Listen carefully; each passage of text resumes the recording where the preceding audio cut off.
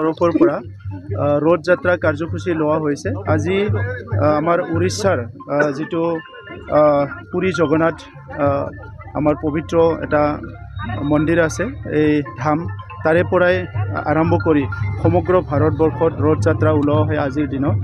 আৰু অসমতো বিভিন্ন অঞ্চলত, বড়োলেণ্ডতো বিভিন্ন অঞ্চলত ৰথ যাত্ৰা আজি আমাৰ বিভিন্ন ঠাইত এইটো ৰথ যাত্ৰাটো ওলোৱা হয়।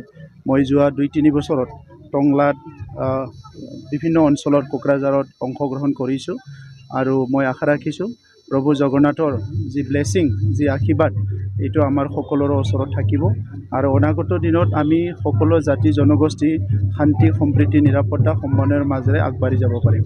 যিহেতু মই ৰথ যাত্ৰাত আহিছিলোঁ, ৰাজনীতিৰ কথা ক'বলৈ অসুবিধা হয়।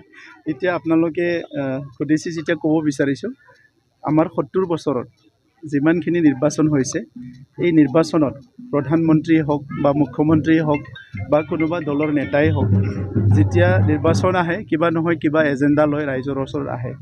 কিন্তু এই এজেণ্ডাৰ নামটো বেলেগ বেলেগ হ'ব পাৰে, তেখেতেও বেলেগ বেলেগ নাম লৈ নিৰ্বাচন প্ৰচাৰত আহিছে। মুখ্যমন্ত্ৰী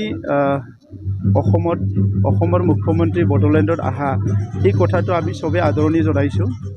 বিকাশ হৈছেনে নাই সেইটো হাগ্ৰামা মহিলাৰী একদিন মোৰ লগত বহক, মই হিচাপ দিম। ধুনীয়াকৈ টেবুলত বহক, চাহ কফি ময়ে এৰেঞ্জ কৰিম, তেখেতে আহক, এটা টাইম দিয়ক।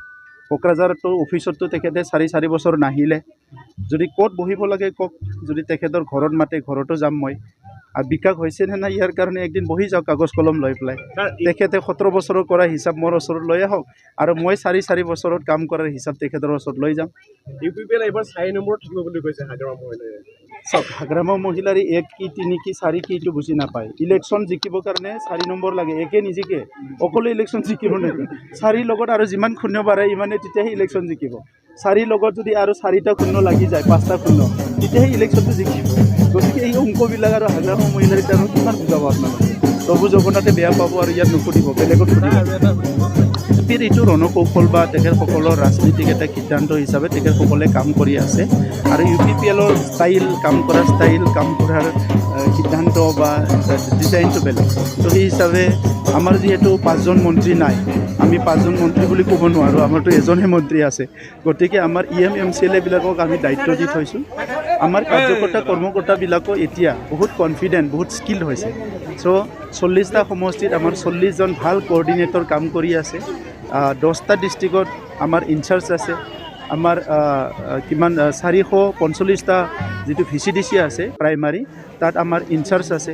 3টা বুথৰ এগেইনষ্টত এজন ইনচাৰ্জ আছে আৰু 3200টা বুথ কমিটি আমাৰ সক্ৰিয়ভাৱে কাম কৰি আছে। কংগ্ৰেছেও পাৰ্টিত্ব দিব আৰু কংগ্ৰেছেও মষ্ট ৱেলকাম। ভাৰতবৰ্ষৰ যিমান পাৰ্টি আছে চবেই আহক, তেতিয়াহে গণতন্ত্ৰ যিটো আমি কৈছোঁ মাদাৰ অফ ডেম'ক্ৰেচি, সেইটো ফুলফিল হ'ব। তো ইয়াত আগতে কি আছিলে, আমাক নিৰ্বাচন খেলিবলৈ আহোঁতে শিল মাৰি খেলিব মাৰিব বিচাৰিছিলে। এতিয়াতো সেই পৰিৱেশ নাই। 2020ত পাথাৰ লৈ পেলাই আমাক ৱেলকাম কৰিছিলে। এতিয়া আমি চবকো ফুল লৈ ৱেলকাম কৰিম। চবেই আহক, তেতিয়াহে আমাৰ জাতি জনগোষ্ঠী চবে ভাৰতৰ ডেম'ক্ৰেচিৰ মেইন যিটো আমাৰ অনুভৱ, সেইটো চবেই কৰিব। কিন্তু আহি পেলাই এটা কথা মনত ৰাখিব, আমাক যাতে কোনো আকৌ বিভাজন কৰিব নিবিচাৰে, আমাৰ মাজত যাতে ভেদাভেদ সৃষ্টি কৰিব নিবিচাৰে, আমাৰ মাজত আকৌ ঘৃণাৰ এটা বীজ সিঁচিবলৈ চেষ্টা নকৰে, আমাৰ মাজত এটা জনগোষ্ঠী আনটো জনগোষ্ঠীৰ প্ৰতি হিংসা মনোভাৱ আকৌ ঘূৰি অহাৰ পৰিৱেশ যাতে কোনো চেষ্টা নকৰে, এইটোৱে মোৰ চবৰ ওচৰত অনুৰোধ। যুঁজাৰটো মোৰ ক'ব লগা নাই। যুঁজাৰ নামত বড়োলেণ্ডত আগতে বহুত ব্লাডছেড হৈ গ'ল, বহুত মানুহ মৰি গ'ল। যুঁজ বুলি ক'লে আমি বড়োলেণ্ডত ভয় কৰোঁ। চ' যুঁজক তেখেতসকলে যিমান যুঁজক আমাৰ ক'ব লগা নাই।